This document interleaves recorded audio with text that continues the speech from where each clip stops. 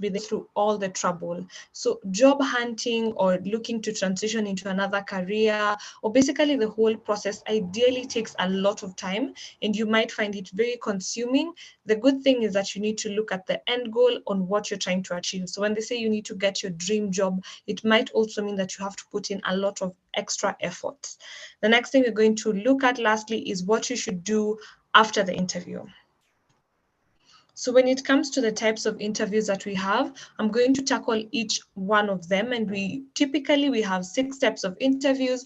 Obviously, this is something that keeps changing as we go on. It also keeps changing depending on the person that you are, in terms of your career, in terms of the opportunities you're seeking, are they voluntary, what institutions, so on and so forth. So a lot of the things are going to contribute to the types of interviews you will encounter in your career journey. So the first type of interview you're going to probably identify is a phone interview. I'll go into a bit detail later. We also have a one-on-one interview. We have a group interview. We have a panel interview, or a case study or project and case interview. And lastly, we have a meal interview. So you don't need to get all of them now, but ideally that's majorly it. So when it comes to phone interviews, what is it that it's meant to do? What's the objective? What's the purpose? How does it look like? So just like the name suggests, phone interview, this is normally going to be done on call. And what that means is that you'll find somebody will give you a call after an application, and the employers basically are looking to establish a few facts from you when they give you this call. So the first thing is, are you still interested in the role, or are you available? So this helps them in terms of saving a lot of time on both ends to make sure that they don't take you through the process and maybe you're not interested anymore or you're not available for the job. So this is the first thing. They want to know if you're interested or available, maybe for even an interview. It might be a phone interview leading to another type of interview.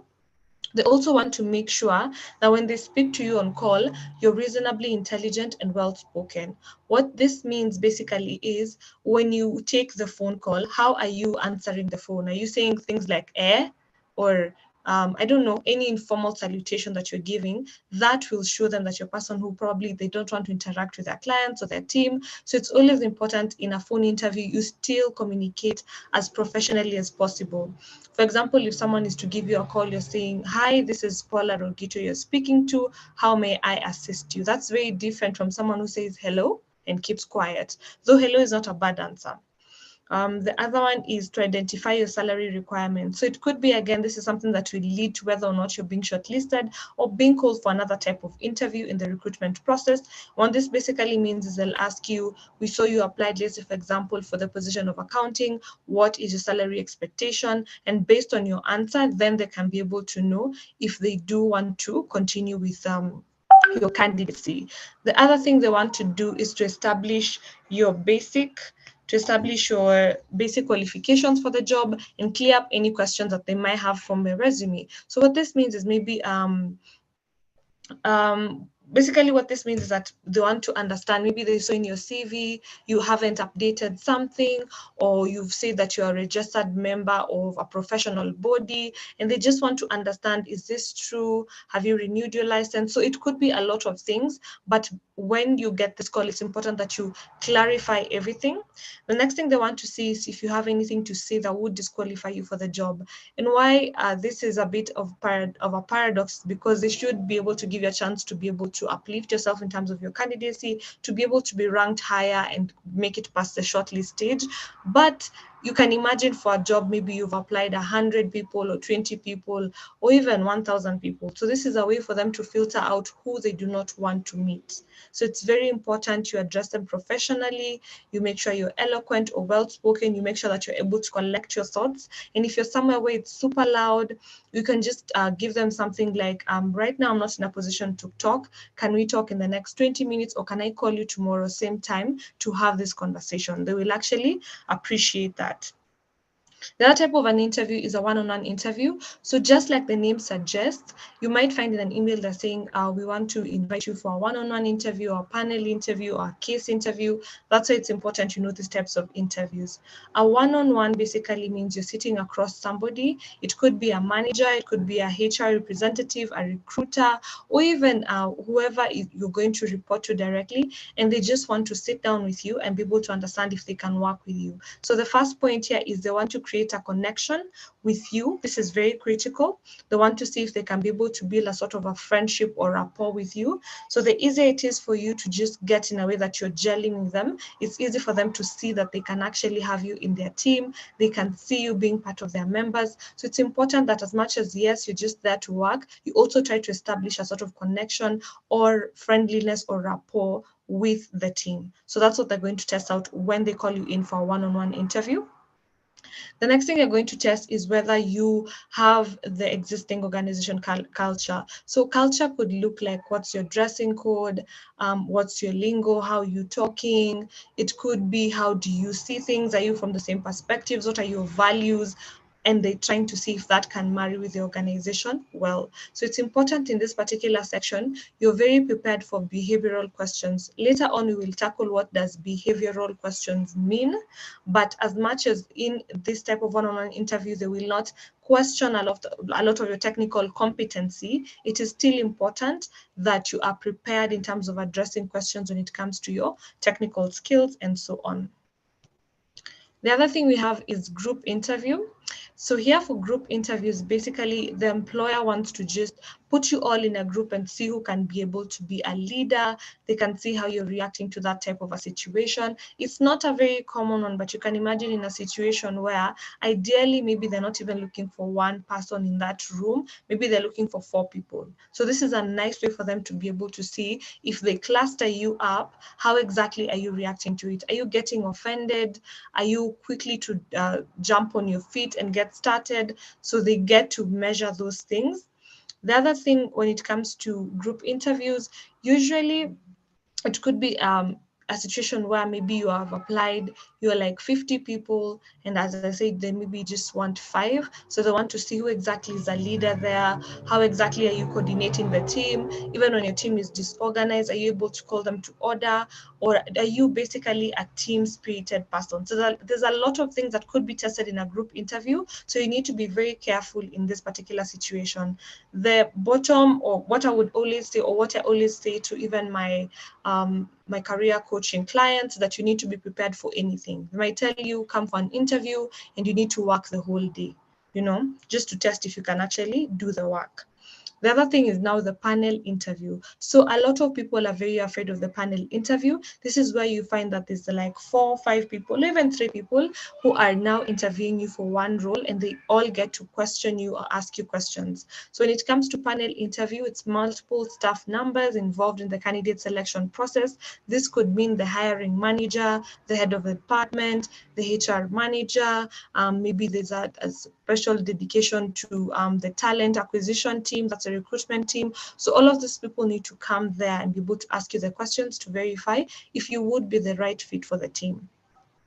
So when it comes to conducting panel interviews, one candidate is going to be asked by a lot of people, but always remember with interviews, it is a conversation and not an interrogation. So it's very important you also get to ask if you feel like it's not clear, or if you have more questions to be able to guide you so you can give them a very comprehensive and compact answer.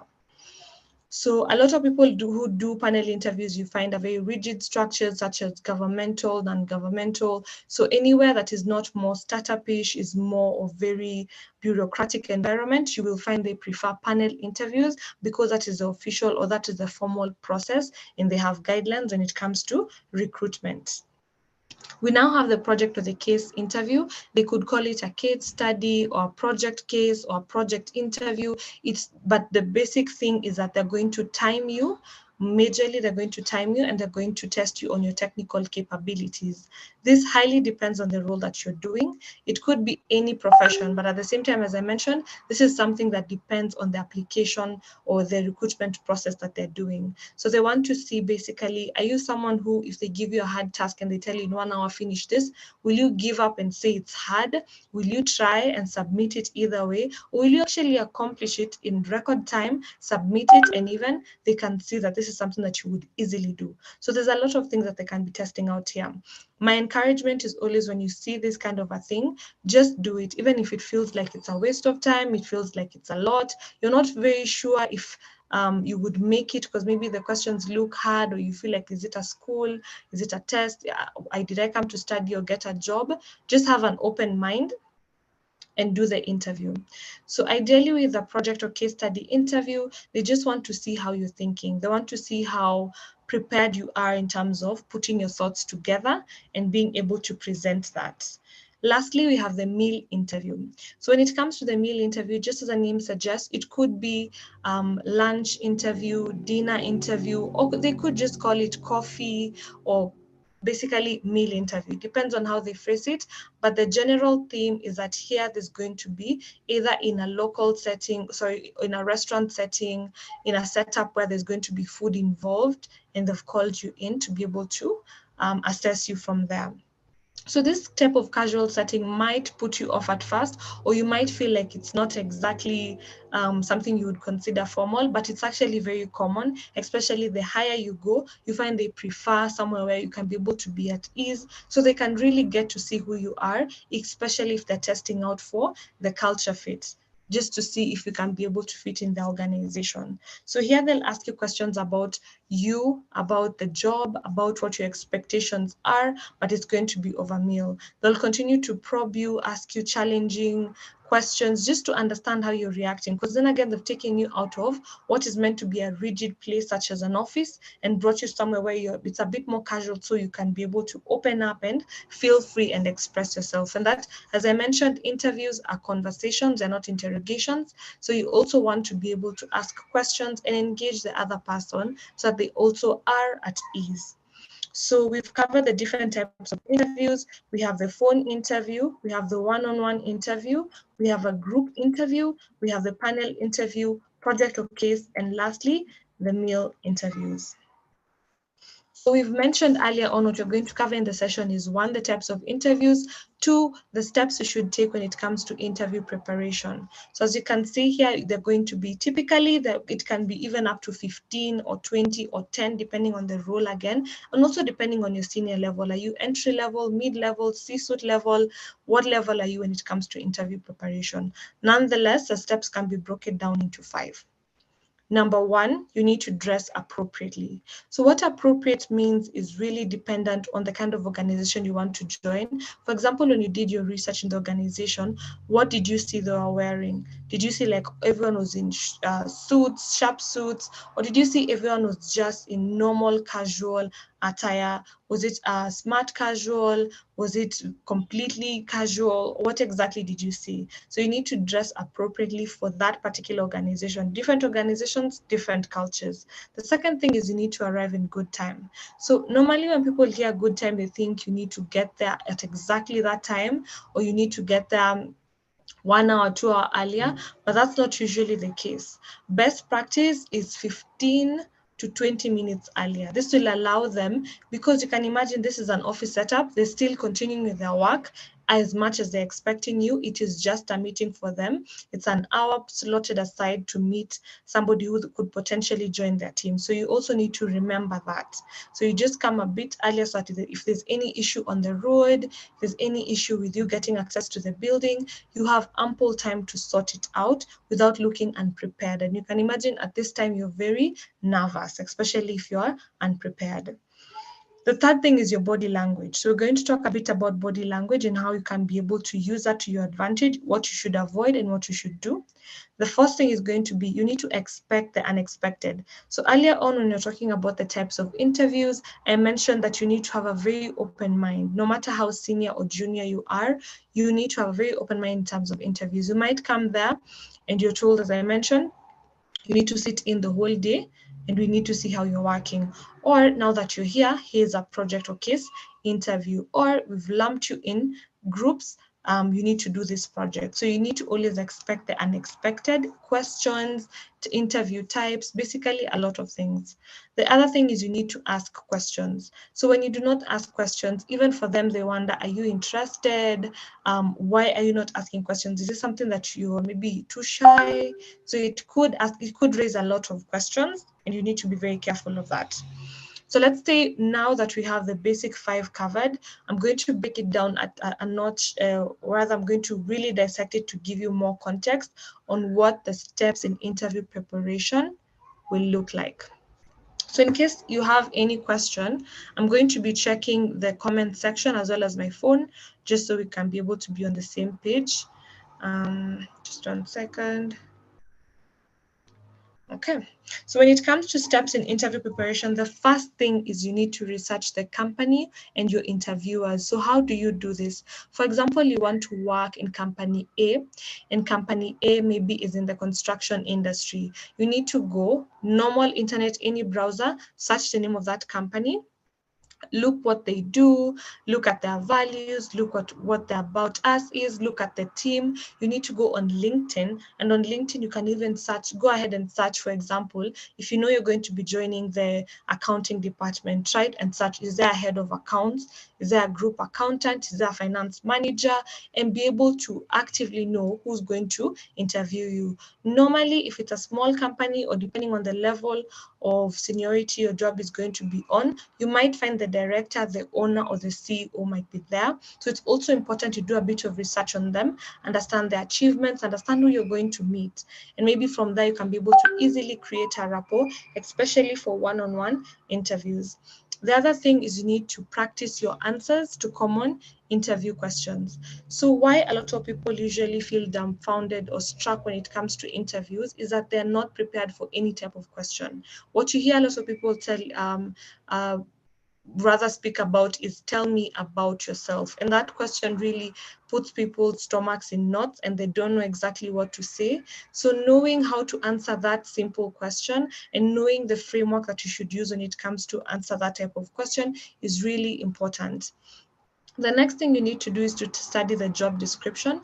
So when you are applying for the role, you are applying against a set of responsibilities or roles. So that is what I mean by study the job description. You need to go there and understand all of these things. Is this something you can do? What can you not do? Is it something you can learn?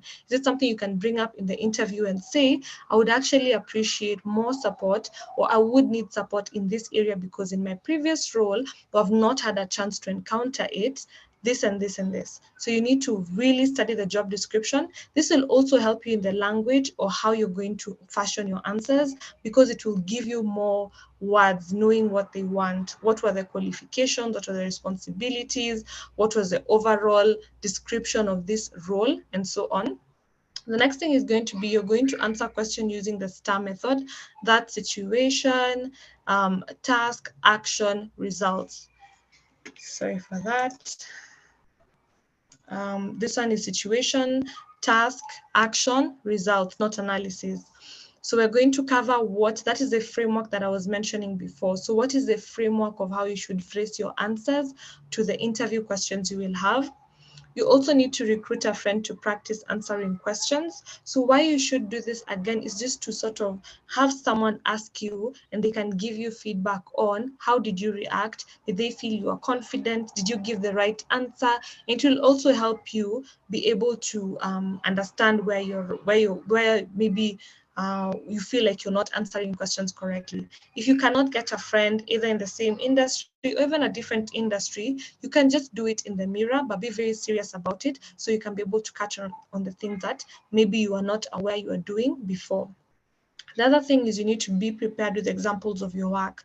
So what this means basically is another way to say you need to study your CV or your resume or your cover letter. You really need to know, if they ask you, for example, Have you had a time before where you've had to handle large amounts of work with a strict deadline? How did you handle it? So you need to remember from your work experiences the times that you could remember you had a strict deadline, you had to work more hours, you had to learn another skill so you can be able to use tools to make your work a bit more efficient and faster, and so on. So you need to be prepared with examples of your work. You also need to plan your interview attire the night before. It could look like a small thing, but sometimes when you have prepared your mind the day before, you find that day is a lot smoother and the interview goes really well. And also, if you know you're somebody who's a last minute person, it's important to just make sure on that particular day you're very sure of at least your attire. The rest you can be preparing as you go along. You also need to have smart questions for your interviews. What this basically means is that you cannot just ask them back to clarify answers based on what they're asking you. You also need to have, from the research, have questions on how they're doing their work. It shows a lot of interest. It shows a lot of proficiency. It shows you're very intellectual as well. So you need to have smart questions for your interviews, but you also need to find a very nice way of putting them so they do not feel like you're coming off as offensive. The other thing is you need to bring copies of your resume, and you can go ahead and carry a notebook and a pen. So why I say this is because, especially in a startup where, let's say, it is a panel interview and you have just come barehanded, there's no notebook, there's no pen, and someone asks you a question and you do not catch it, and three more people add on to that question just to give you context. When you note it down, it's easy for you to refer to it and be able to answer them. Sorry. So that's why it's important you always have to carry a notebook and a pen, a presentable one. And your resume, you never know the kind of people you're going to meet. As much as you've shared your soft copy, just have a copy of your resume as well, a hard copy to be able to give them should they request for it. The other thing is you need to tie your answers back to your skills and accomplishments. So why I'm saying this is because at the end of the day, the reason you're there in an interview is to market yourself. You need to effectively communicate what you're bringing to the company and how you're going to be such a valuable asset.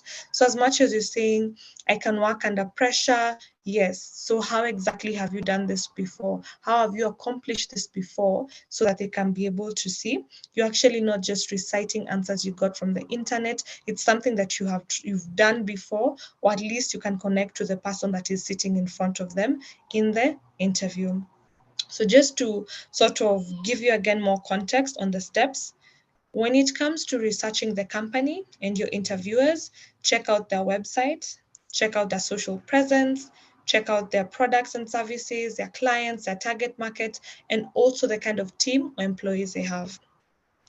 When I say practice your answers to common interview questions, you need to go and check how do people answer things like, tell me about yourself, or why do you think you're the best person for this position?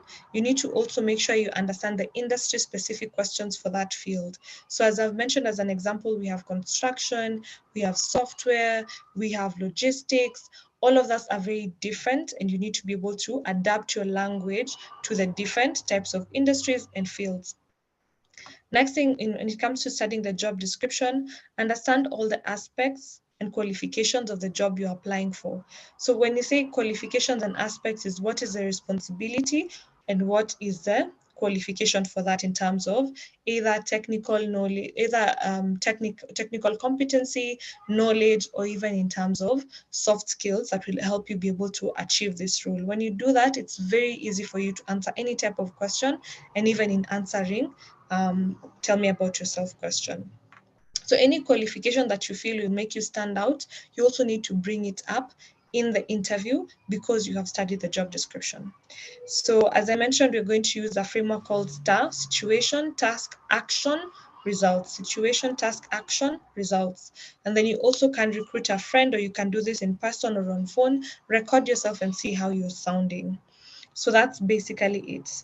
When it comes to the types of interview questions, so earlier on I had mentioned that you find with a one-on-one interview, they really are going to focus on behavioral questions, but the other type of questions as well. So what are these interview questions? And let's just break it down for you real quick. So we have behavioral questions, communication questions, verification questions, opinion questions, performance-based questions, and brain teasers. So in the steps of preparing for an interview, we mentioned you need to prepare yourself for the unexpected. That was step number 4. So as much as you're prepping, always have an open mind to interviews. So let's start with behavioral question. Normally, with any type of behavioral question, what they're looking to test from you is to understand your strength and your weakness. So how a behavioral question was, tell me about a time when you either had to do this or this. They're testing out your behavior. What did you do? How did you react to a specific situation at work? So they're testing out your behavior.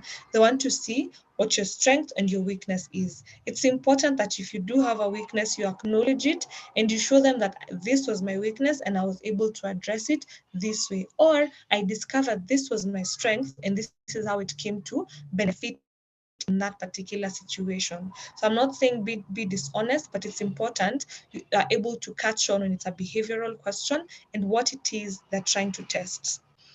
The other thing is communication questions. When it comes to communication questions, you find that they're basically asking you on how you communicate across the organization. So what that means is, how are you communicating to the people below you, your peers, above you, or even other people who are not in the organization? So they're trying to understand how your communication is at. If it's a role that requires intensive communication, then you can imagine you really need to up your game when it comes to communication. But if it's something that's still any organization you're going to work, there's a lot of intertwined departments, there's a lot of synergy going on in the organization. So it's important you know how to work with people, and they're testing out how do you communicate. Either it's official or how are you speaking to them, how are you treating people.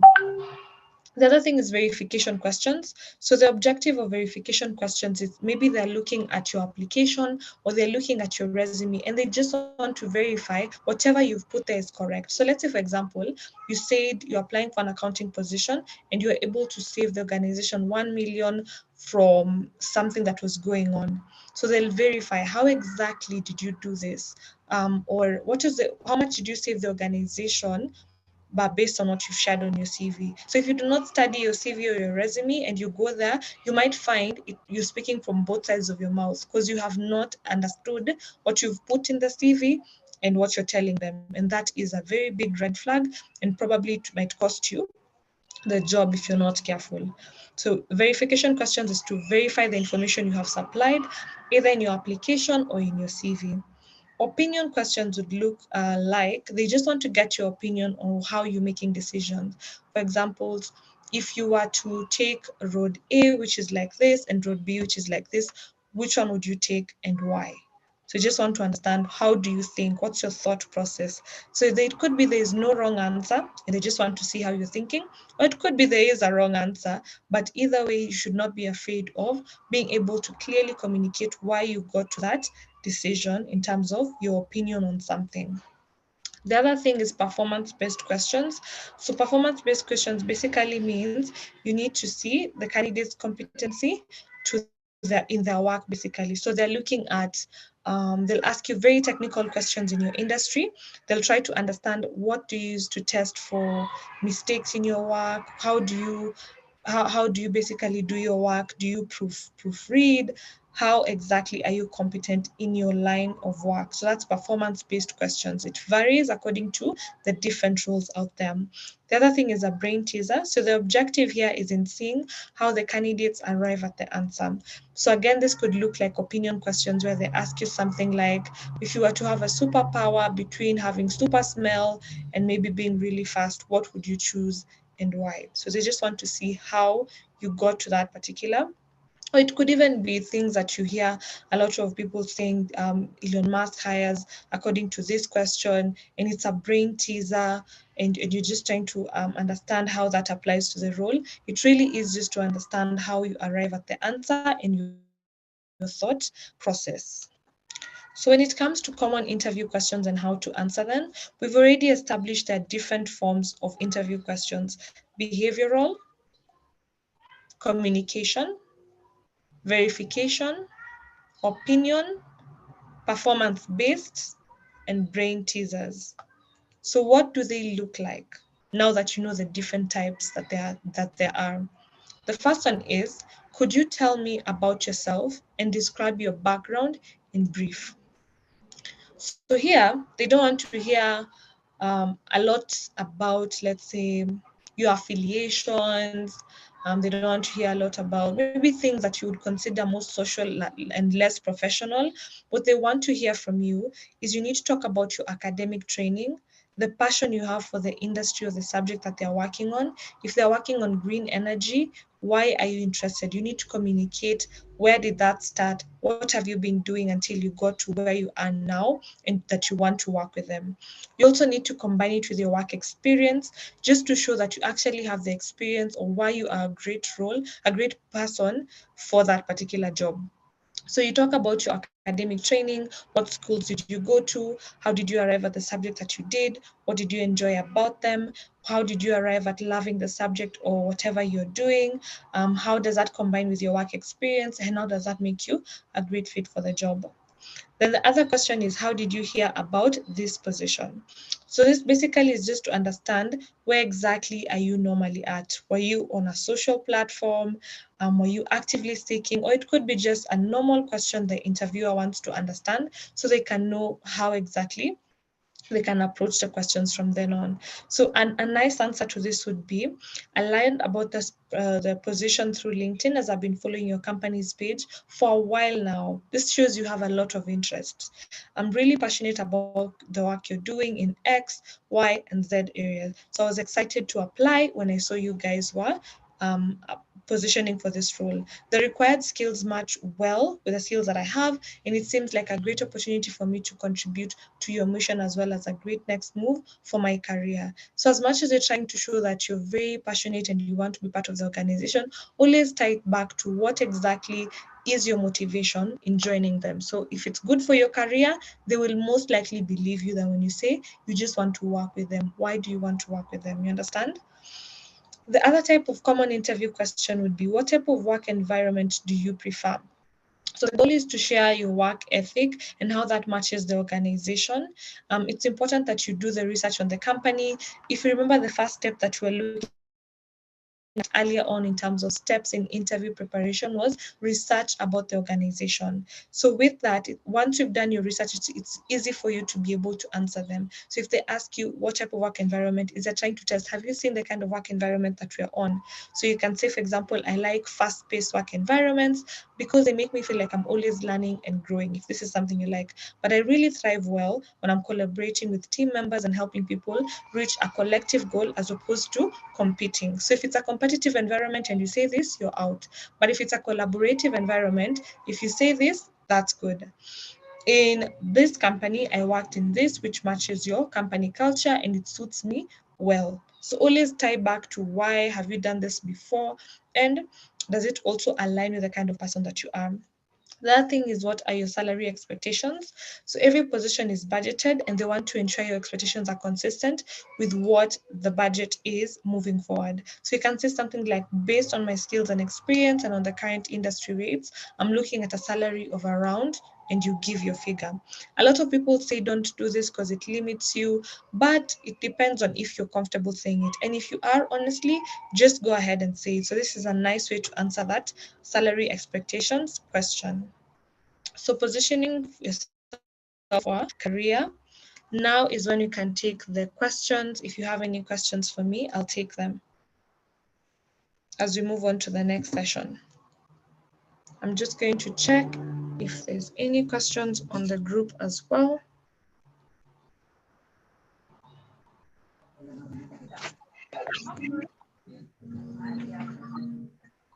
Hello? Hello? Yes, please. You're talking to Isaac, and I have a question. Like you talk about negotiating of salaries. Okay, is it me as individual to negotiate with the company, or it is based on the company policies, or actually the institution's policies? Thank you. You can answer it is, at the end of the day, when you go there, you're asking them, you're also stating the rates of your services. So the company can tell you, They can't tell you our budget is this, or they can choose not to tell you. And that's why I'm saying even for you, it's important. If you're comfortable with divulging that information, don't hold it back, honestly. Just go ahead and answer them and tell them, for this type of position, for the industry that is in and for the work I anticipate, this would be my rate, or this is what I am comfortable with. Yes, Caesar? Yes. Good afternoon. Good afternoon. My question is, you find that there are those NGOs which are already having their salary structure, of which your experience is far beyond than what they expect to pay. But when you negotiate, they take it like you are also pressing them to the wall. So what can one do? More especially like here in South Sudan, you find that you are supposed to be posted in the remote areas, and you have to take care of yourself. But they wanted instead you to use that, accept that offer. Is it realistic? I didn't get your question. Is it realistic if they press you for an answer, or is it realistic if they press you down to a level that you don't want in terms of salary? Yeah, is it realistic for one to be pressed onto what does not pay according to the work that you are supposed to do? Because these are also HRs like you who are also pressing us like that. Okay. At the end of the day, if you're not comfortable with taking a salary that you feel either in a few months you're not going to be happy with, it's important at that particular time you're able to let them know that you would like to renegotiate after maybe the probation period is over or something like that. So always find a way to show that I can take this to start with, but maybe later I'm not going to be happy with the salary. Is there room for negotiation? So you can also understand if that is possible. Yes, David?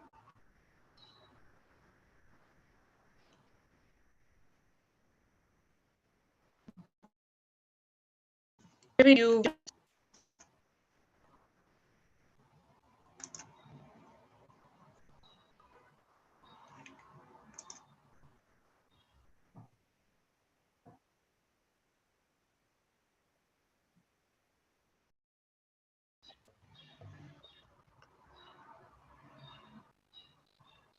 Okay, so Daniel, for the steps where you answer questions using the STAR method, it's situation,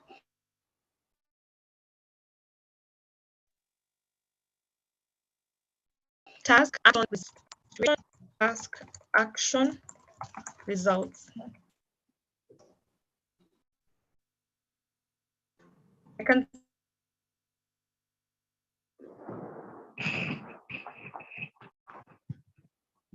say just time more a bit to go ahead and continue with the presentation because we still have a long way to go. Hello. Hello. Yes. Thank you for giving me also another chance to ask. Yesterday, rather following yesterday's discussion that we had with the sailors, I found that it is not necessary for one to include his or her religion or denomination in the CV, but you find that when we are also going for interviews, more especially those religious or faith-based organizations, find that they ask us to pray, and yet you are qualified to do that work. So I don't know, how did that come in? For instance, maybe I have not been following religious activities and I don't know how to pray. So when it comes to that, earlier on I'd mentioned when you're researching about the company that you're applying for or the job that you're applying for, you need to also understand, is it a good culture fit for you as well? So that's a culture question. I'm going to ask you to unmute yourself.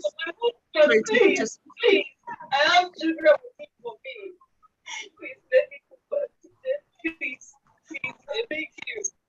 Please, let me go. Shut up.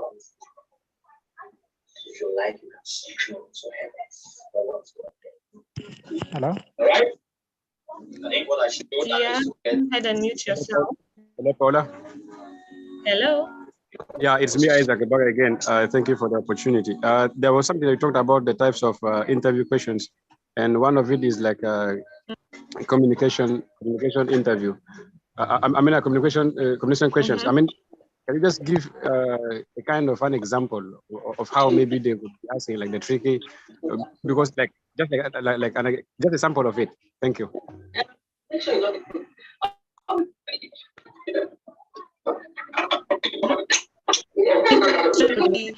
example, was there a time that you had to give bad news to a client or to a colleague? How do you adjust? So understand how the client or this colleague until they are able to understand. That is a communication interview question. So for now, I'm going to just go ahead and continue, guys. We're going to take more questions as go along. Interactive, but as you can see, we're now going to enter the next session, which is what we call the goal setting. So obviously, why goals? We just start with why this is career. Really want to look at them tomorrow. And This year I can. These boys, I don't know. I just forgot. But last time I. okay. So when it comes to how this is able to, when you think of your career, think of yourself as going on a career journey. What this means is, if you can imagine you're going to be working for the next 30 years, you would need to have goals for each point or step in your career. For example, how long do you want to be in entry-level position? When can you transition into mid-level position? When can you transition into senior level? And when can you transition into C-suite, what you hear, directors, chief operating officers, CEOs? So that journey is what we're talking about. In your career, it might look a bit different. Maybe you never want to go that far, but either way, it is a journey. So setting goals is really important. So today we're going to cover the type of goals, the process of goal setting, and how to come up with smart goals. You can also plan and track success and what next after this. When it comes to goal setting, you need to also understand you need to have an open mind and know that there needs to be adjustments from time to time. So the first thing is, what are the types of goals that we have? We have short-term goals, which we have foundational and provisional. We also have long-term goals, which we have lifetime and capstone. So this basically means if it is a staircase, you have to step on the first step before you get to the next step. So foundational is the first step, then provisional, and so on. Long-term is lifetime and capstone. So what is more of a short-term but is long-term, and so on. So the kind of goals that we're also going to look at, particularly today, I'll broaden it, but as I've started, it's very important to have career goals as you continue with your career journey. So we have career goals, financial goals, personal development goals, spiritual goals, relationship goals, health and fitness goals, and family goals as well. So when it comes to the process of goal setting, it's really more of a 6-step process. The first thing is, for you to gain clarity, you need to write down the goals. So the first thing I started with, let's say we're looking at someone who is in accounting and they would like to start their career in accounting. The first thing you're going to say, when do you want to get this job? And even the job that you're getting, what salary are you expecting? You need to match that with the kind of expenses you currently have, or the kind of expenses that you can have to be able to fit that salary budget. It can be both ways. You can also look at, for example, if you take on or if you start that career journey, what else are you expecting in terms of a goal? Are you expecting maybe you need to be a certified public accountant, at least level 3 or 1 or 2? Those are the kind of goals that you need to start by writing down. The next thing is you need to determine how to measure the goal achievement. So it's one thing to write a goal, but you need to also determine how to measure it. What's the time frame? How will you know if you're successful? And so on. The third thing is you need to establish a deadline for achieving the goal. It's really nice that you set the goal and it's out there, but have you actually put a deadline where you're saying, by end of this year, by November, by end of August, I want to have been here? So you need to establish that deadline for yourself. You also need to identify the obstacles to achieving the goals. So for example, what obstacles are you anticipating? So if I say you need to be able to have a certificate in your profession, if you do not have the financial means to pay for that, that is an obstacle. And maybe if you have the financial means, but you don't have the time, that is an obstacle. So it's important to identify what are the obstacles to achieving the goals. The next thing you need to do is to identify how to overcome these obstacles. So now that we know that is going to be a challenge or it's going to be an issue, how do we overcome it so that it does not affect us to getting to our goals? The sixth thing is you're going to review the list. It's very important that you review the list because, as I've said, things keep changing. You might have started off maybe in an accounting role to continue with that train of thought, but as you went along, you actually realized you're really good with operations management. So now you want to switch from that to operations management, and that means you also have to go ahead and adjust your goals once again. So what would this look like? So we've mentioned the different type of goals, short-term, long-term, and career, financial, all of that. And we've seen how you're going to go ahead with the process of goal setting. But how exactly do you come up with these goals, and what would you use as a framework? So we have SMART goals. I think you've heard about this, but basically the best way when it comes to setting goals is having SMART goals. So the first question you're going to ask yourself is, what is your goal? Whether it's career, personal development, family, fitness, whatever category it falls under, what is that goal? And then the other thing you want to ask yourself is, why is it important to you? So the why is always such an important factor. So once you understand what is important to you, it's easier for you to be able to address the rest. Then the other thing is it a SMART goal? So what does SMART mean? Is it specific, which clearly states a goal? Is it measurable, so that you can be able to see the milestones? Is it attainable? So whatever goals you're putting, is it something you can attain in that time period? Is it relevant to you?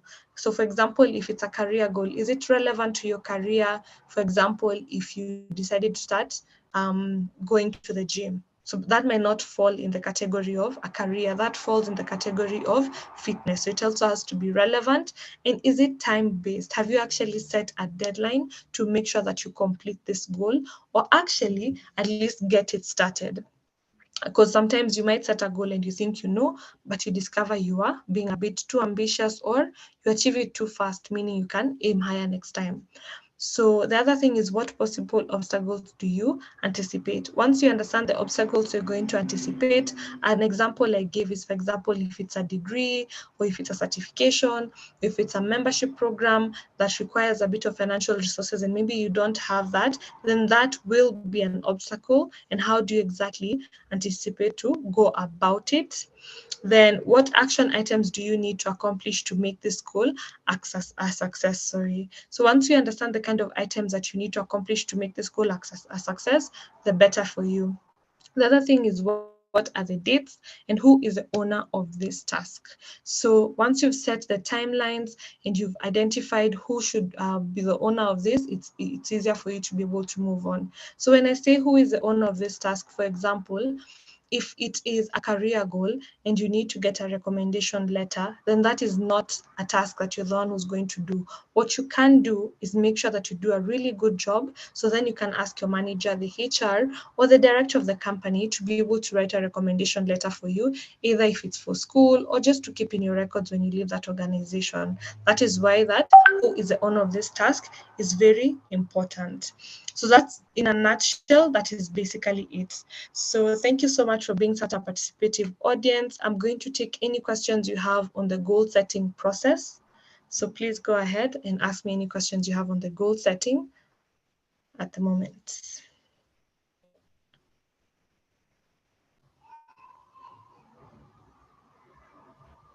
Okay, you can raise your hands, or you can post your questions in the chat box so that your questions can be taken. Your questions should be on personal goal setting. Yes, Arcangelo David, your hand is up.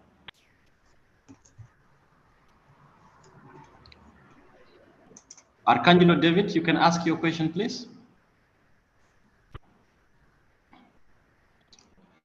yeah, you can either raise your hand or type your questions in the chat box. So I'm going to be looking at the questions so I can be able to answer them. You would like to know whether there is continuous coaching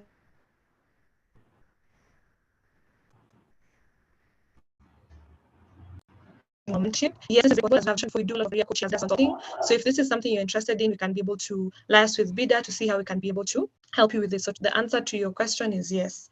The other question is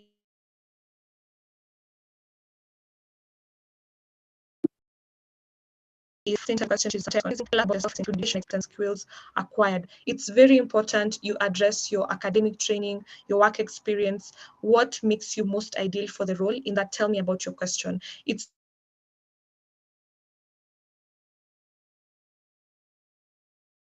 easier if you throw chronology in your COZ, where you started learning, why you started learning, why you're passionate about it, what work experience you've gathered to date for you to be able to sit there and be in that interview. So that's how you address it, basically. Just tell them a story of your professional career. Situation, task, action, results.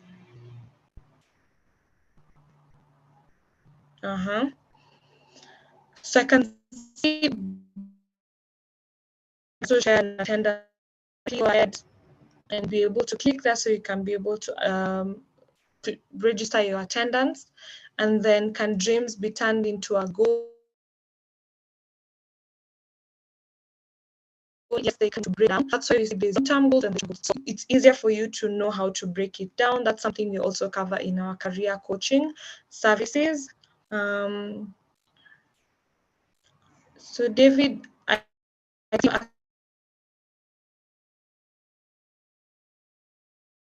can do that. I can help you with. As I answer last question, there are scenarios where one set goals and can't fulfill, mostly due to high demand of jobs. What can one do to meet such problems? It's important, to in this, for example, start a course qualification, but your job, maybe you go really early and you leave. By the time you're leaving, it's like 7 p.m. You can be able to register for online classes where you're the one who is dictating how you go about learning experience. If it's that, you can say you want to do it on weekends when it's your free time. So it's very important you know how your time looks like, so you can be able to use that to your advantage. It's okay to set goals, but most of the NGOs are only given 4-year projects. So how do you term this as long-term, short-term? You might experience that later on you can come to use to gain. So I'm looking for David.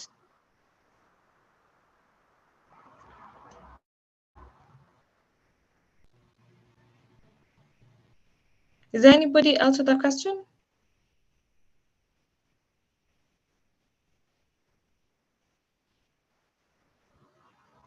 Any question outside of goal setting?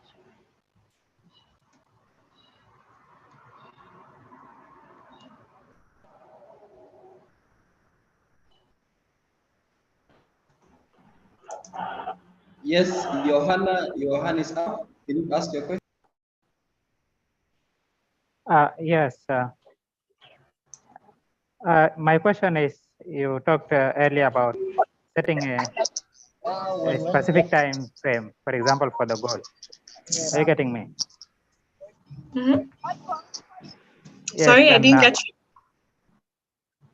I was saying, when you talked earlier about when setting a goal should be specific, timely, and yes, especially timely.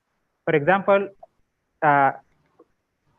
you are still, for example, you're a fresh graduate and you are still looking for a job. For example, you're still looking for a job, and you have set your goal. For example, you said that by 2024 June, I have reached certain level, and as a graduate, I did not get a job within that duration that I set a goal. This thing cannot cause someone to be frustrated because he set a goal, he set a time, but because of the time, he did not get any job. And how exactly does it? Is it a must to set that time? Because sometimes someone may get frustrated because of that time frame was set in the goal. So what do you say about it? Mhm. So for that one, I would start with, you need to identify for the goal, why did you not achieve it?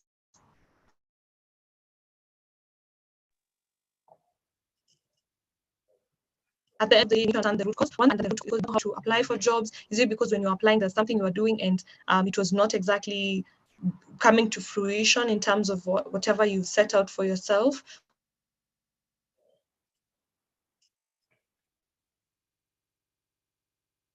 Once you understand what the issue is, and you have to review it and go address all of that. So it's very important that you go back to the drawing board and understand why exactly did you not achieve your goal, so that you can see what was the obstacle, how can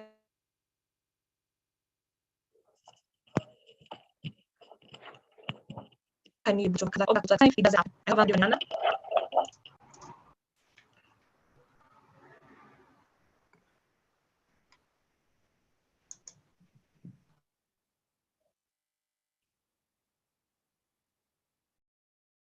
Read ahead.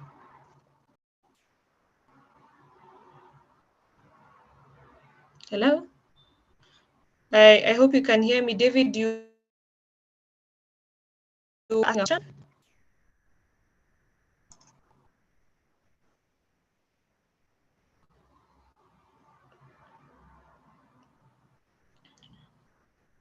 So there's one question from Louis who says,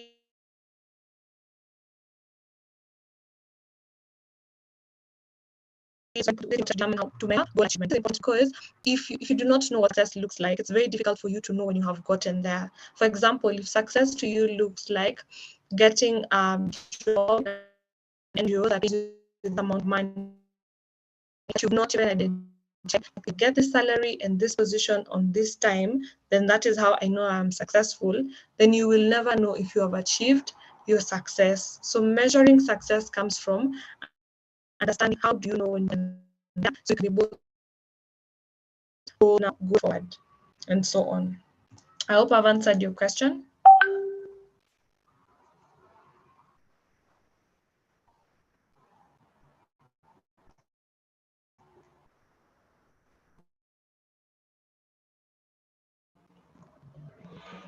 Okay, so we're going to enter into breakout rooms, and in that breakout room, I want us all to have one person guide them on how they can be able to tell about yourself. So we have one detective, so just one detective that is going to do that for us. So, but I don't know if you can be able to do that. I'm searching the breakout rooms now.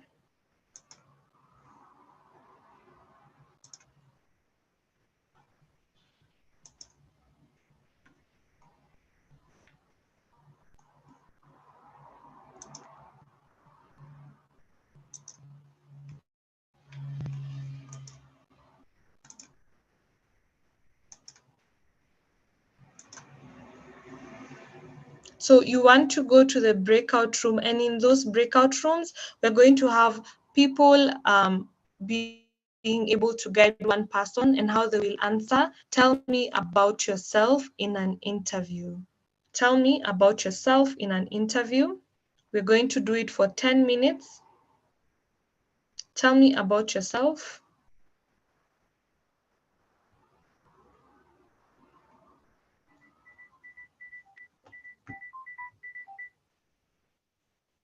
Please go ahead and join the rooms. Please go ahead and join the rooms.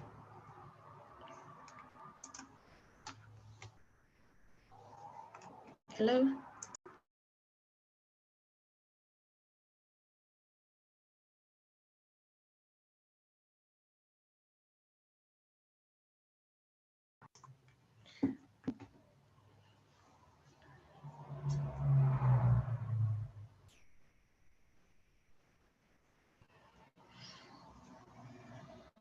Go ahead and join the rooms.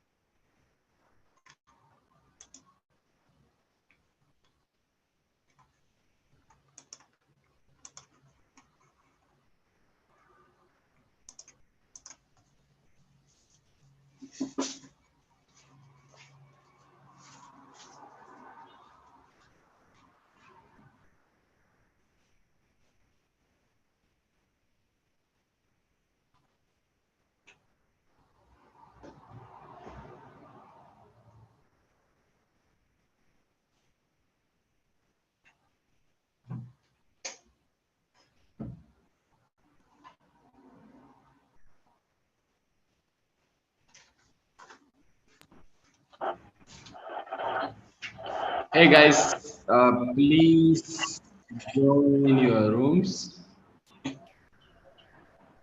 I see room one has a lot of people. Room one has over 38 people. And some rooms have very few people. For example, room 3 has room 3.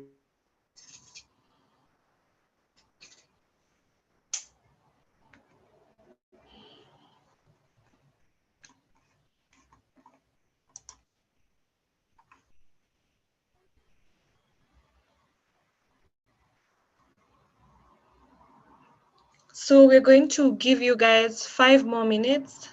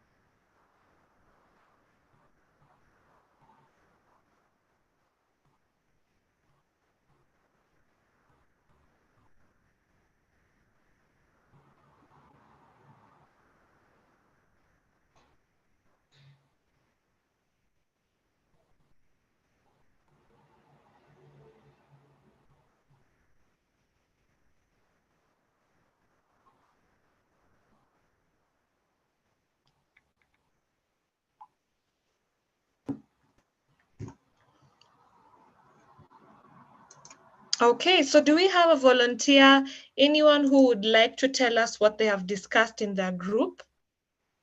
Anyone who would like to tell us what they've discussed in terms of, tell me about yourself. Remember that if it's easier for me to give you feedback right now, and we get to learn collectively as a group. So we can take 2 people.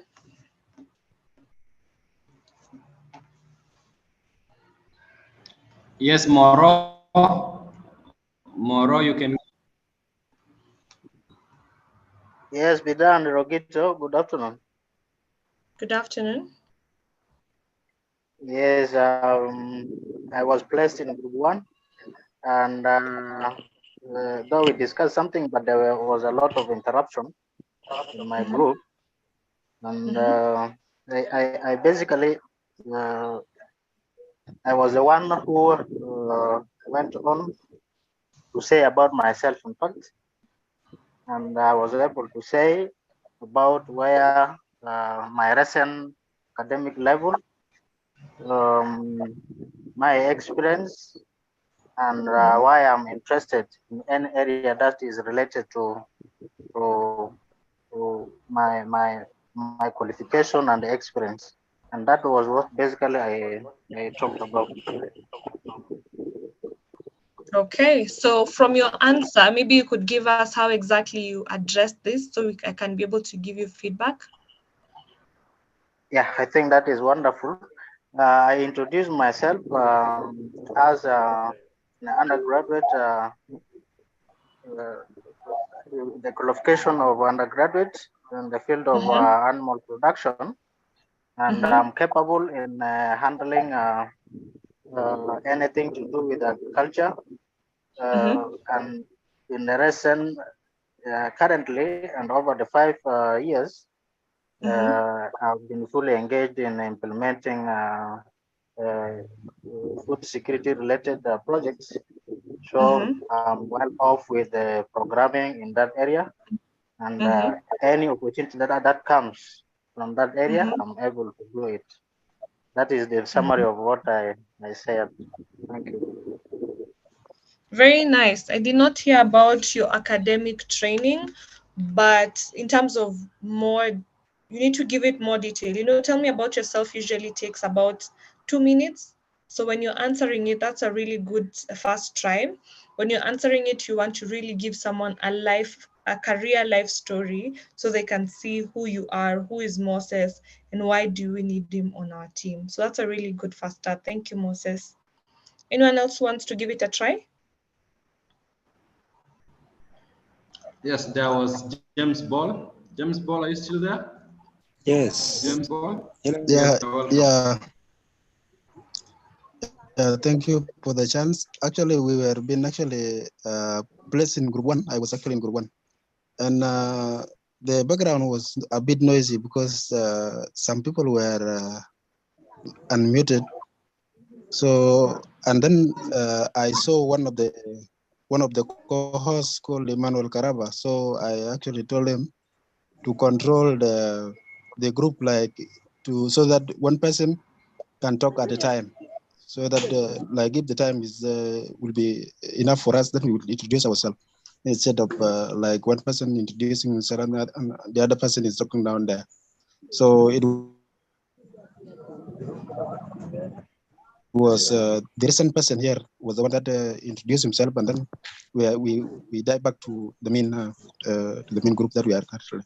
So this is the little that has happened in the group there. Thank you. So how would you answer that question, James Bond? Can you just attempt it?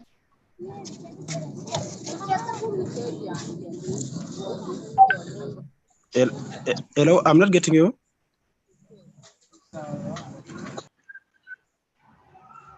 Can you attempt that question? Imagine Can you come again? asked, tell us about yourself. Yeah. My name is James Ball. I'm a veterinary student in the University of Baragazal. Yeah. And then I've been working in the field of agriculture before I came to the university, and this is where I have some experiences actually. Yeah. So this is a little introduction about myself. Well, you haven't really given us much to go with. Guys, you need to remember, it usually takes you like 2 minutes to communicate about who you are. And we had said you need to mention your academic training, the schools you went to. You can even go ahead and add the grades you achieved if there's a distinction that made you stand out. You can go ahead and add your work experience, what you enjoyed about it, your accomplishments, or what you're really proud of in each of the things you've worked on, either it's project, either it's work. You need to give it more context so that someone can really understand fully who you are. And if this is something you're really passionate about, it's easy for you to go ahead and give them more context on, I've been able to achieve this from this time, and this is how you can see it, and so on. Okay? Yeah, thanks, true. James. Yes, over here, Dusman. Dusman, you said you wanted to try. Let's hear from you. Tell us about yourself. You need to go straight to the point and don't tell stories.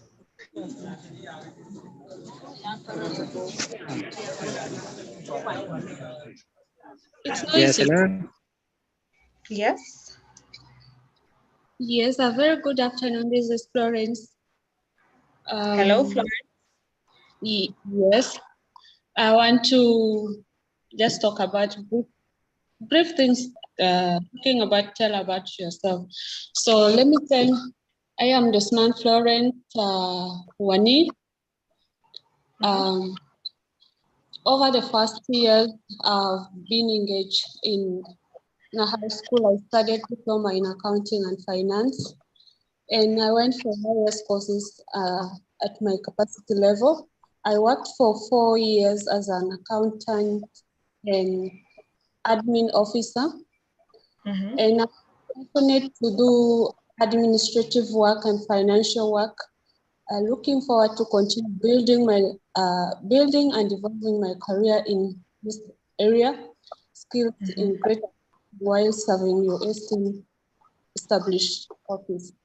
And on top of that, I've been working as a gender coordinator with the community, and I have been facilitating a lot of things regarding the community SGVV. And concerning my work, I am a cross-cutting person who would like to do any other work, passionate to do any other work across my field and learn more from different departments. Thank you.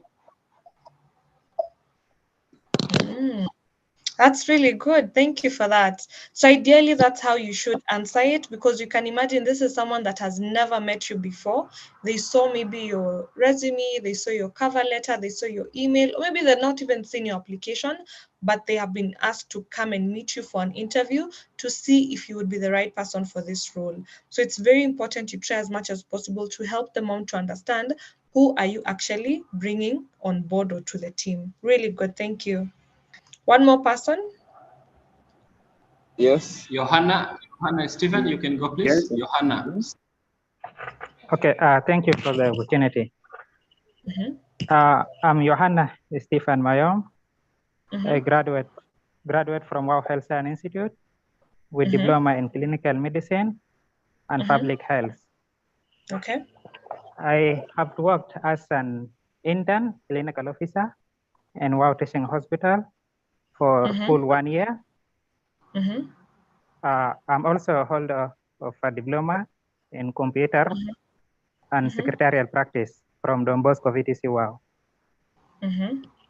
Besides that, I also enjoy working in team with youth in the community. I worked as a volunteer with South Sudan Red Cross as a communication volunteer. At the same time, also I work as an intern also with CAD organization, implementing youth empowerment activities, helping youth in the community on how to work, on how to develop themselves. But in my profession as a clinical officer, after I finished my internship, I also worked in some private sector as a clinical officer for the past 6 months. Nice. Yeah. Really good. Thank you for that. That's really good. Thank you for that. So guys, I know you have a lot of questions and all of us want to get a shot at that. But the next question that we're going to tackle now is a behavioral, using the STAR method, situation, task, action, results. We're going to answer one question. So this question is going to be a behavioral question. So tell me about a time when you had to give bad news to a client about something your team member did, and how did you do it? So you're going to identify the situation. You're going to also identify what was the task and what was the action you took and what were the results. So go ahead. I'm going to break you into rooms, and then we can be able to see what is the right way to do it after you have attempted. So I will repeat the question. Tell me about a time when you had to communicate to a client about a mistake your colleague did, and how did you go about it? Okay.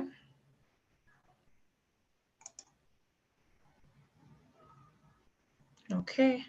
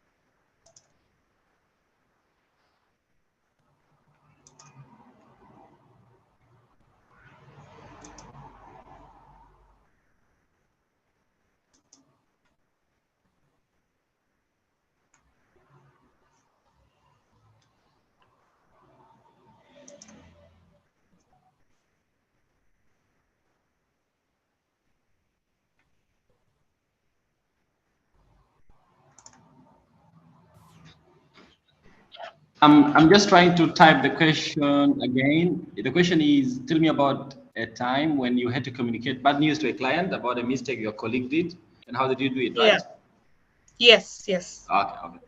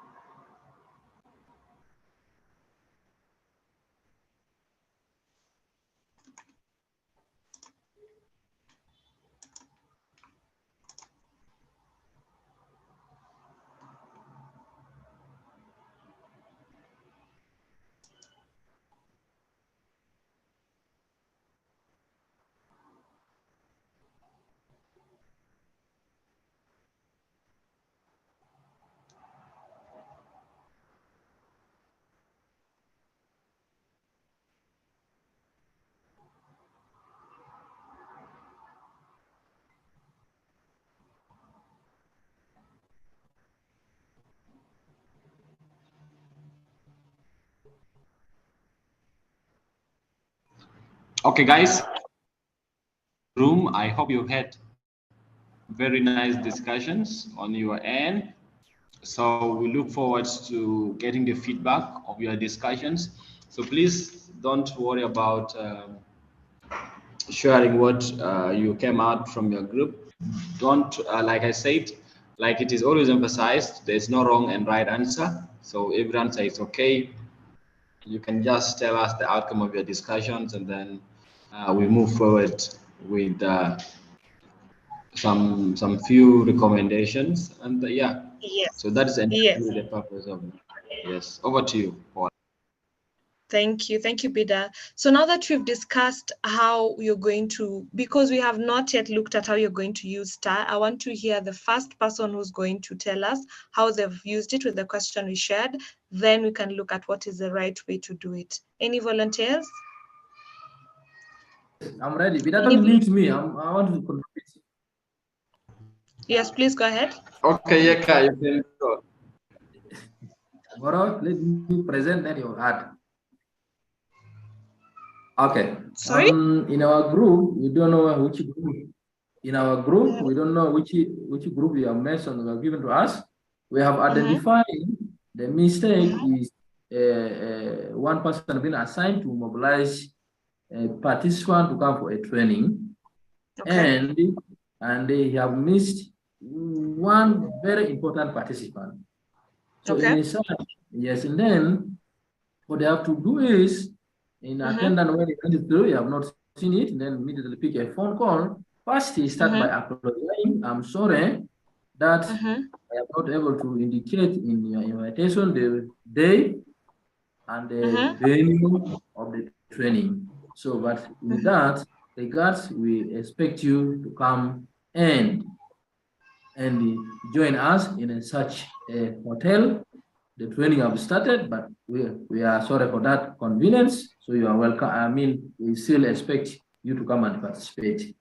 That's one. Two, then the other will look at if it is a staff causing that, and then we'll be able to be seen that we bring him down. We first look at the issue. You calm him, let him be there to give you the attention, and then later you will be able to say that no. For us in the office, we are working like this, like this, like this. You tell your procedural performance or your procedures how you can able to work. So we have tackled these two scenarios. Thank you so much. Thank you for that. That was a good first attempt. It's very close to what we're going to be covering. So now we're going to go ahead and look at how it's meant to be done. Very good attempt. Thank you for that. So I'm going to go ahead and share my screen. Beda, you'll allow me?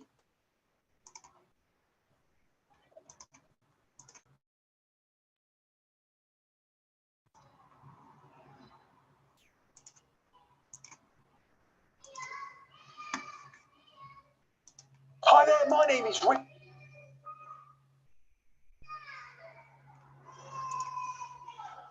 Hi there, my name is Richard McMahon from the interview training website, passmyinterview.com. And in this next very powerful interview training video, I will teach you how to use the STAR technique to answer difficult behavioral interview questions.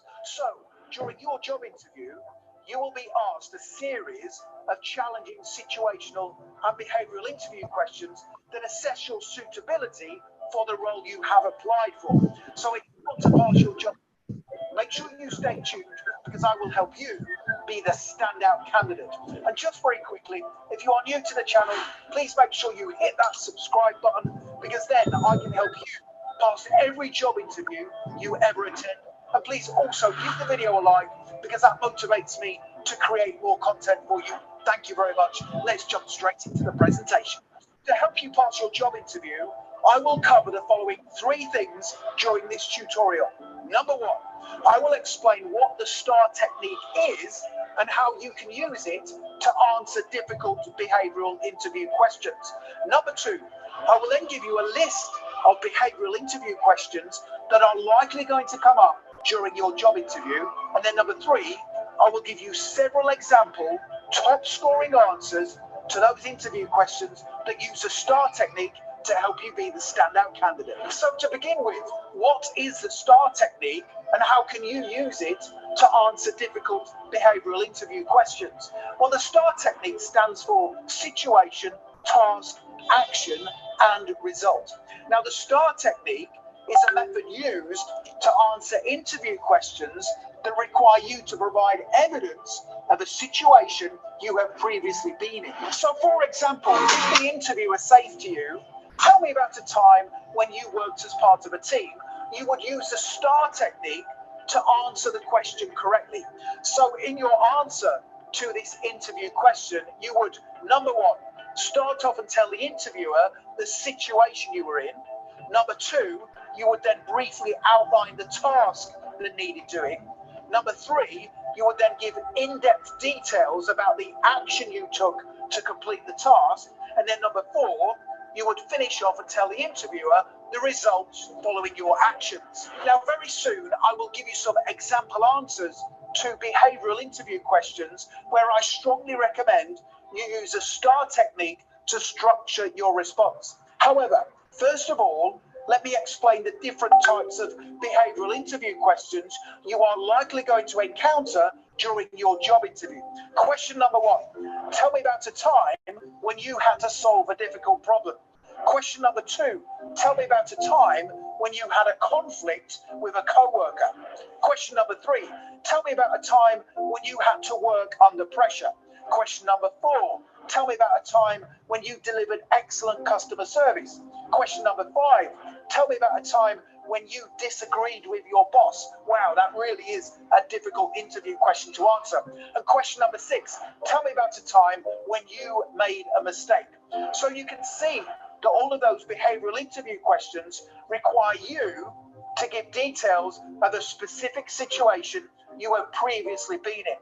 Do not make the mistake of telling the interviewer what you would do in those situations, but instead tell them what you have done.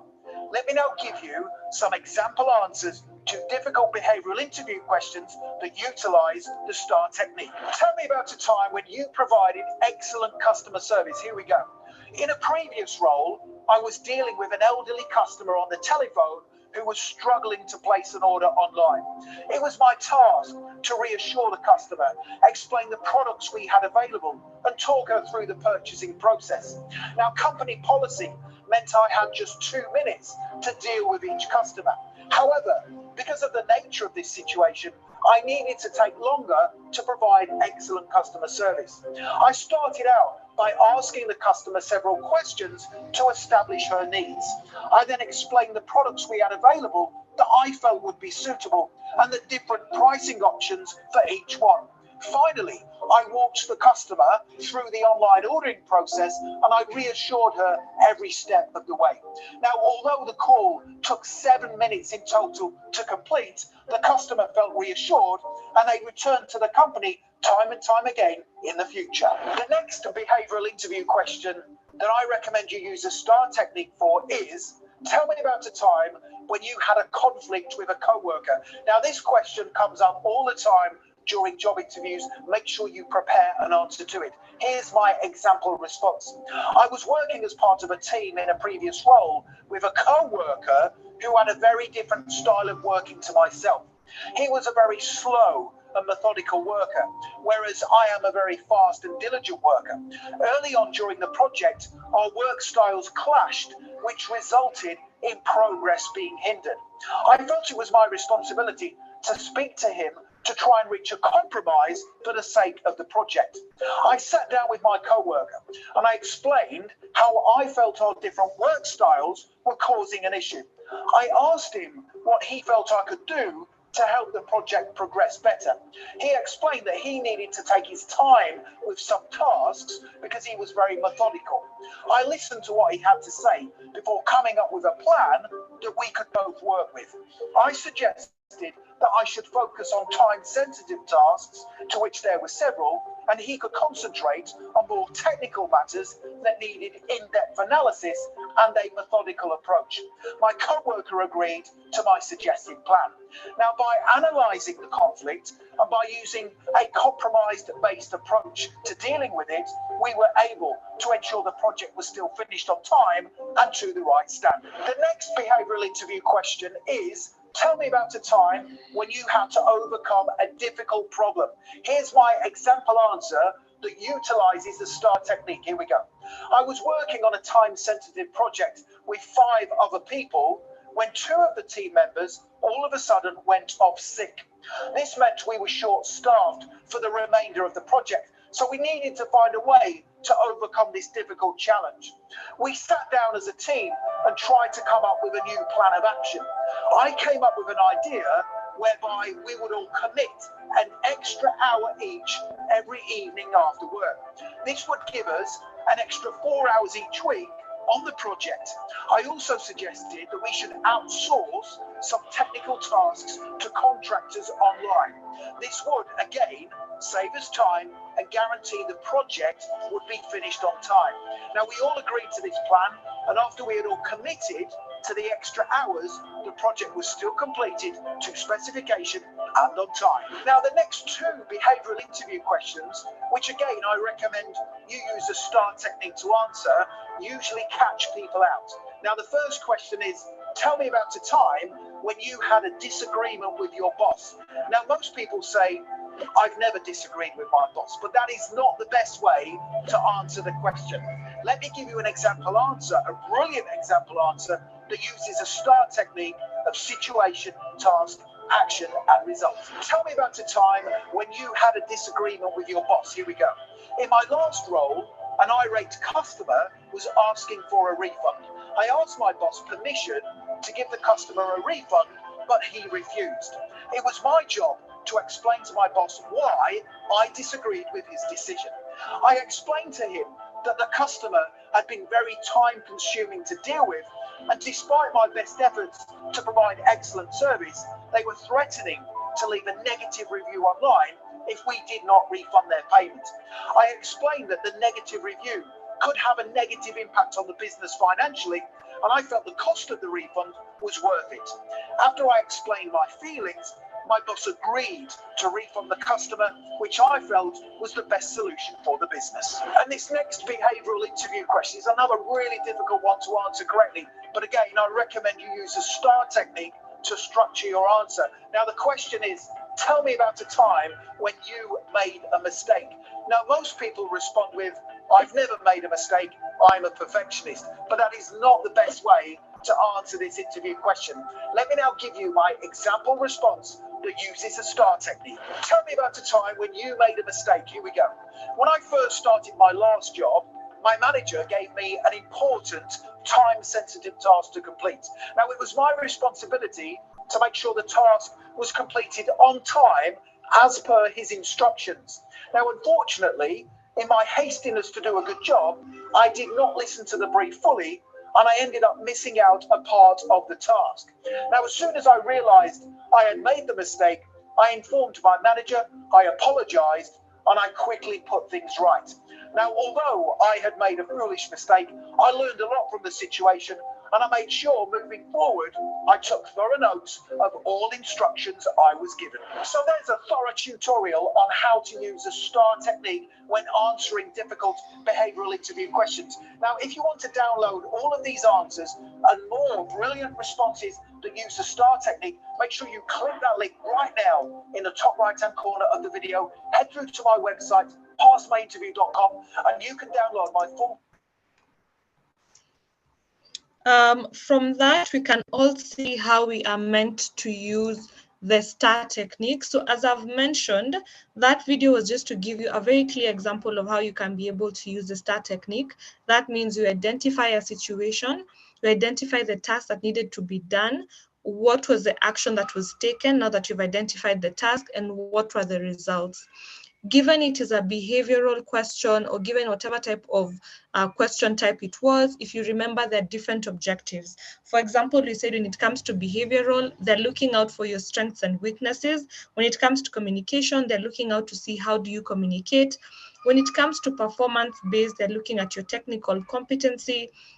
When it comes to verification, they want to verify the information you have provided. So it is important in the different interview type questions, you also remember what the objective of that question is, and you remember how to use the STAR method to be able to answer the question. It brings out that well put answer, comprehensive answer that gives you a winning edge or a winning streak when it comes to interviews.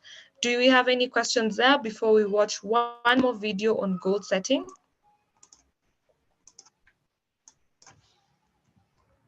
Hello? Any question completely? Because now we've understood how it's meant to be done.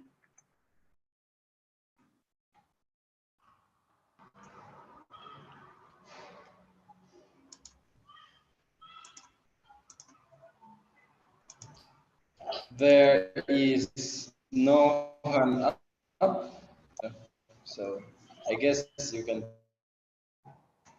We proceed to goal setting. Yes, yes, yes. Okay. So let me go ahead and share my screen once more so we can be able to see it.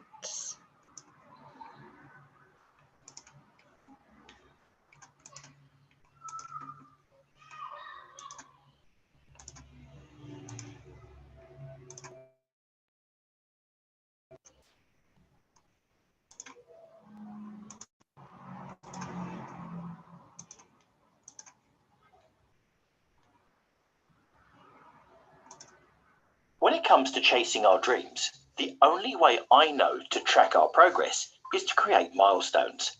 Milestones show us what we are accomplishing and allow us to see how we accomplish even more.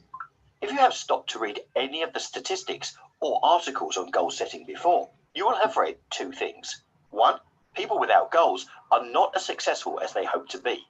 Two, people who don't write down goals are less likely to accomplish them. What I have found over the last 10 years of dream chasing is how important goals are in the grand picture of seeing your dreams come true. Goals give us momentum to push through adversity we experience while chasing our dreams. This year, there was a huge push not to set goals. People were sharing about how terrible they felt last year when they failed to meet their goals, or how they never really followed through with achieving them. So, should we even set goals to try to see our dreams come true? Yes. The problem for so many people is that they haven't created goals which will help them succeed, and their inability to follow through because of fear or poor goal creation holds them back. This was me about 10 years ago. I would set goals at the beginning of the year and then never go back and look at them. I would have these really vague, general ideas of things I wanted to accomplish, but never create action steps or any plans to achieve anything. This is why goals fail. You have probably heard of the SMART goal system. This is a great system.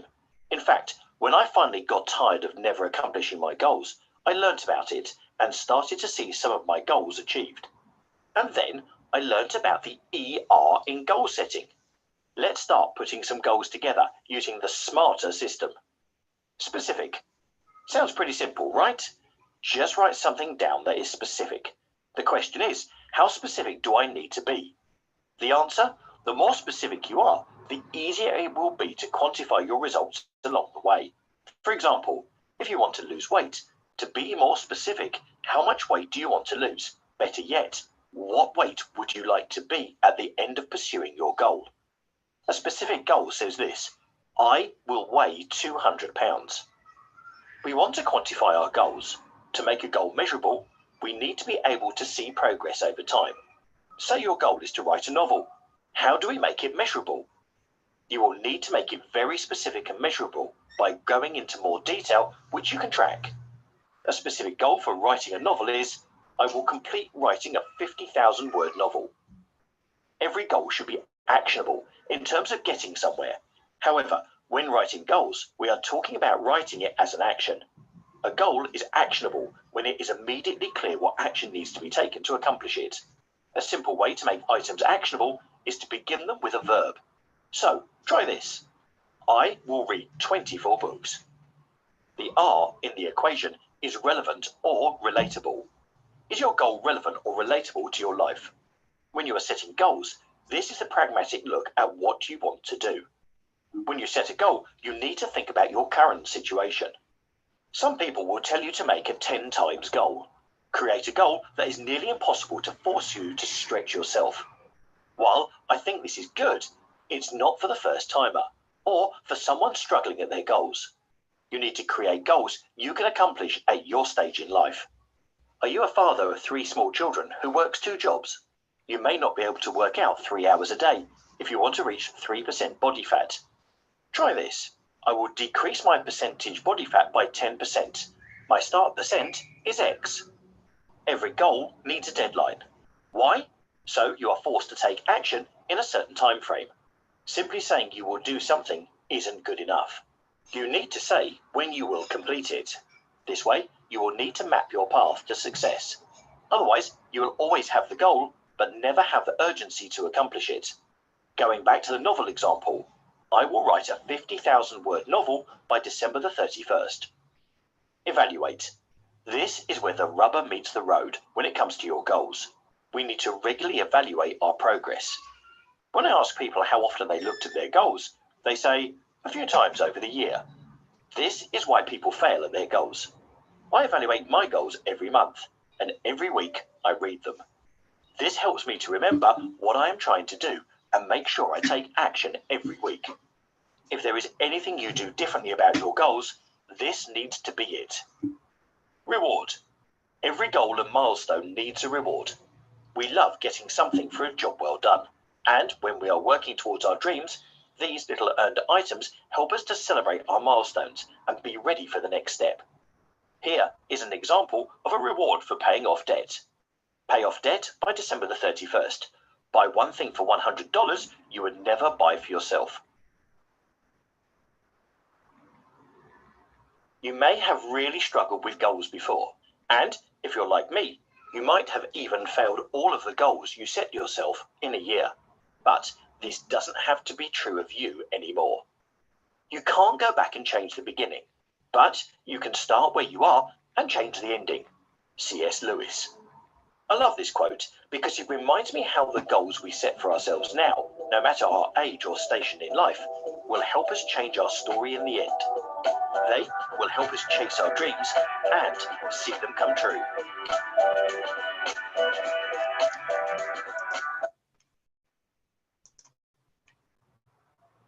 So now that we have seen the process of goal setting, I want us to again take this moment to address any questions that you might have from those 2 videos. That would be on how to use the STAR technique to answer interview questions. And the other one is any questions you might have on goal setting and how this can help you in terms of your career journey, how you want to shape it, how you want to map it out, how you can set up the goals that will help you get to where you need to be in terms of your career. Any questions?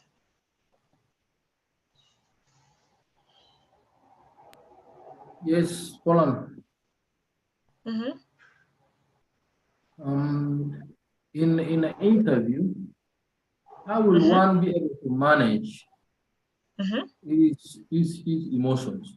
In particular, like you, the candidate, you have not talked about that because you will get there. Others will look at like in a panel interview, people are many, and people whom you have not seen. These are all they look stranger to you.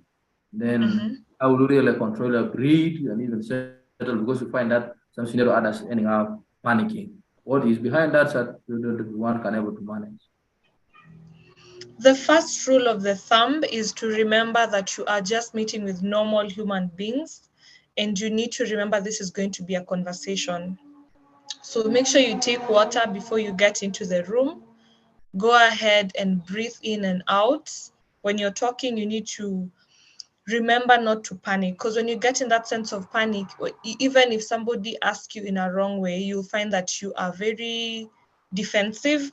Maybe they just mean to ask you a question, or that's how they talk, and you find that you're getting defensive, or you're feeling that this is not exactly how you would want to be asked that question, or maybe you even feel you are a senior and do not want to be asked that question in that way.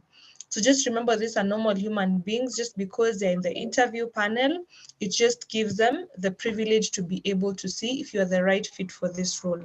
So remember, it's a conversation, breathe in and out. Make sure you've taken water before you walk into the interview, and that will basically help you with that. Because even at the other side, this other person, or as a recruiter, maybe I'm meeting somebody who's way senior than me. So you can imagine if I decide to panic and just become very defensive and very accusatory, the interview will go wrong. So just remember, it's a normal human being, and breathe in and out, and you'll be okay.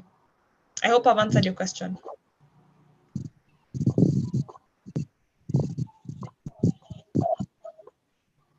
Okay. Any question from the STAR method and the video that we've just had on goal setting?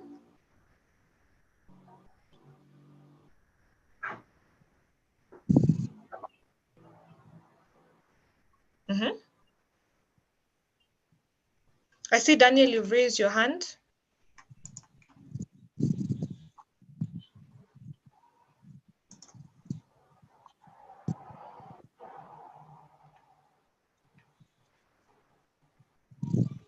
Yes, Johanna? Yeah, thank you for the opportunity. The video was nice. I have learned a lot. But yes. Sorry? Yes, I was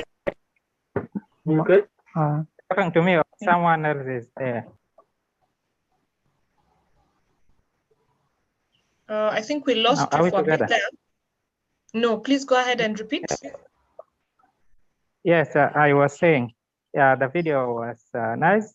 I have learned a lot, but the STAR technique and setting goal, all of them were clear, but mostly it's giving example for people who have been having previous experience, but there is nothing to do, for example, with people who are fresh graduates, people who have never experienced. For example, they are just graduated and they got shortlisted and now they are forward for the interview. How can they answer some of that STAR technique? Because most of them, I have seen them like they are for people who had previous experience and that, yeah.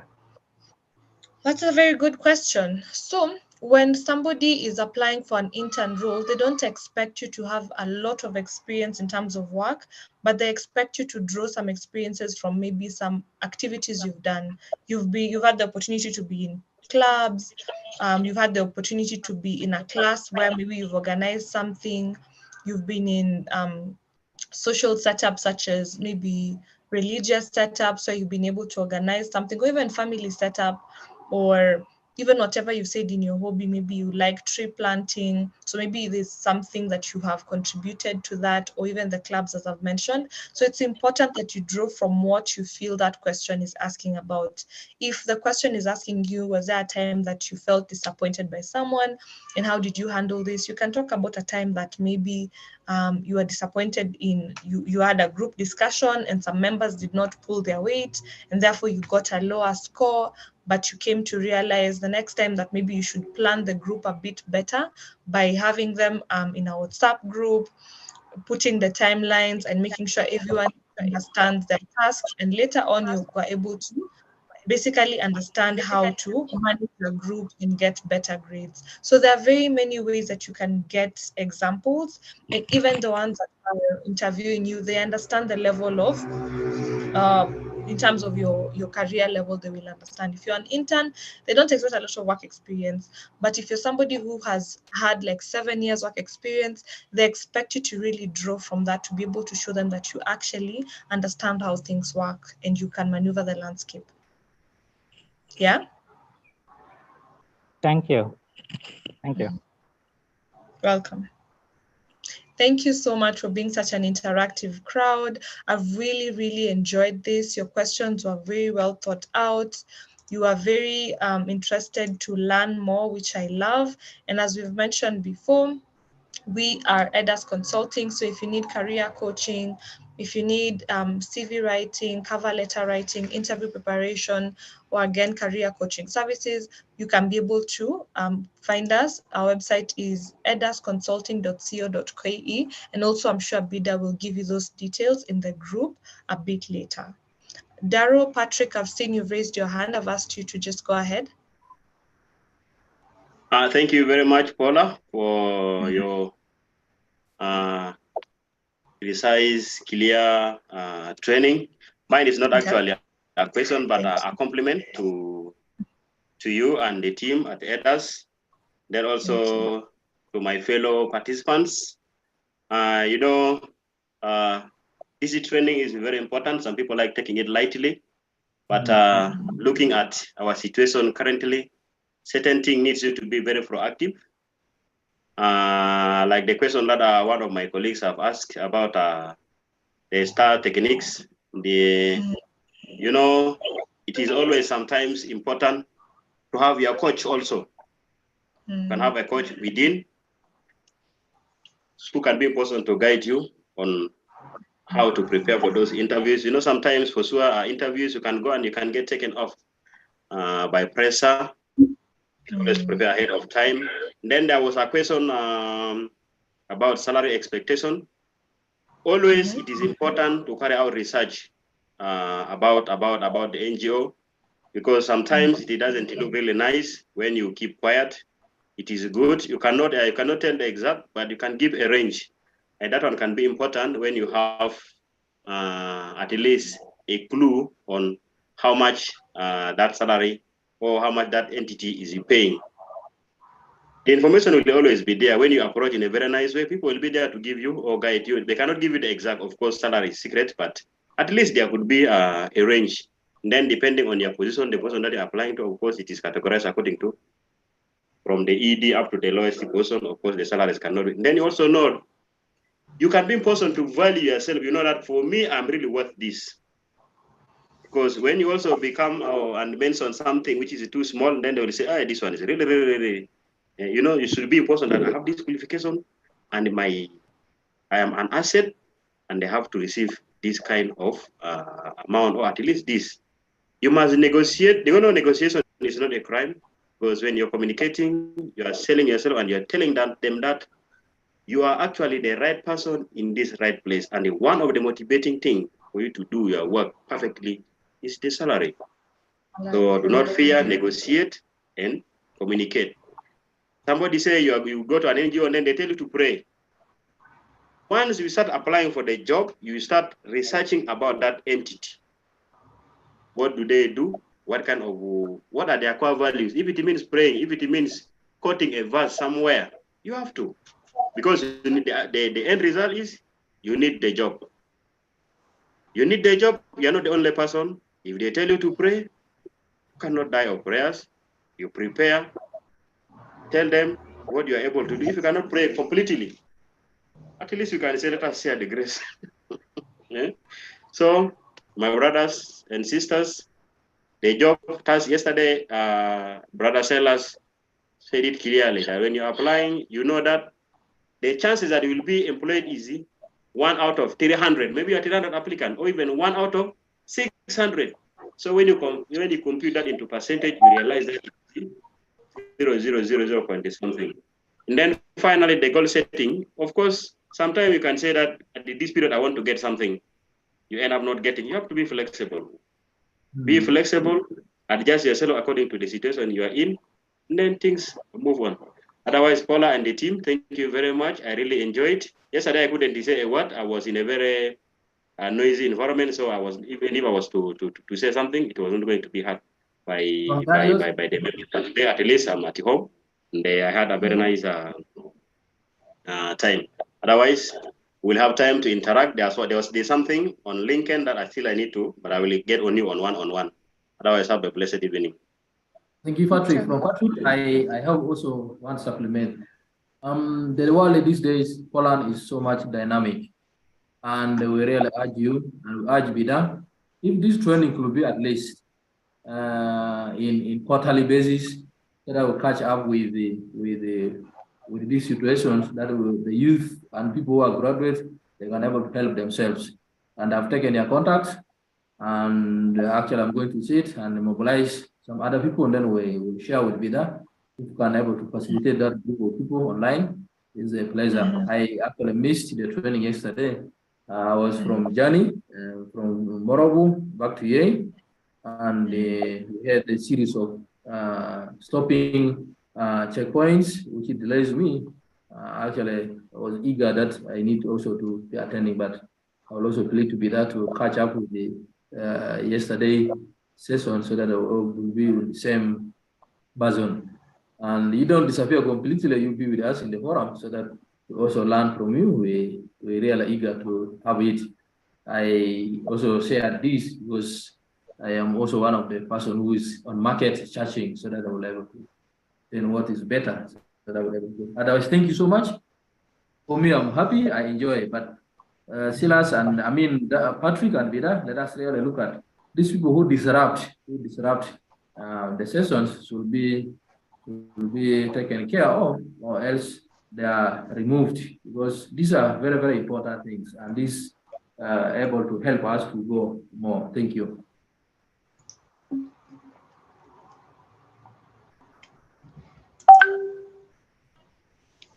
Thank you so much for making the time. Thank you so much for the last parting words. We really appreciate it. I'll make sure to pass the compliments to the rest of